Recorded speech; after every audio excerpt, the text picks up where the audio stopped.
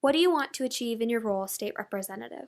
I want to give the people of this district their voice back in government because for too long our incumbent has put himself ahead of the people in the district, whether it's gerrymandering the district or inserting his own radical ideology in the place of the voters.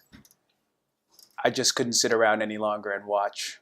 How does your experience prepare you for this role? As a lawyer, an educator, and environmentalist, I've spent my entire life fighting for the people and places that I value. And I've spent that time successfully learning how to work with others to make change. So I think once I get to Harrisburg, I'll be ready on day one to represent the variety of interests that are reflected in our community. What provoked your involvement in PA politics? Watching our incumbent systematically silence the people by carving up our district, you can call it gerrymandering, the Supreme Court has.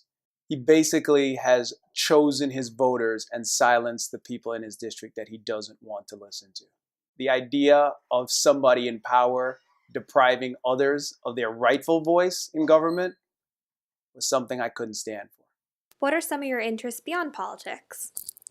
I love basketball. I love to cook. I love hanging out with my kids. I got two 18-year-old boys.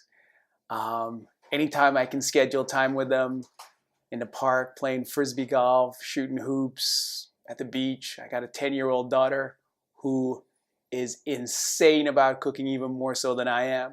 Love hanging out with friends. Big sports fan. Love trivia. My brain is filled with useless knowledge. What are some things that you want voters to know before the election this November? When I get to Harrisburg, education is going to be a huge priority for me. And I want voters to know that I'm going to fight to make sure that education is properly funded so that children in the entire district have the opportunity to succeed the way I did.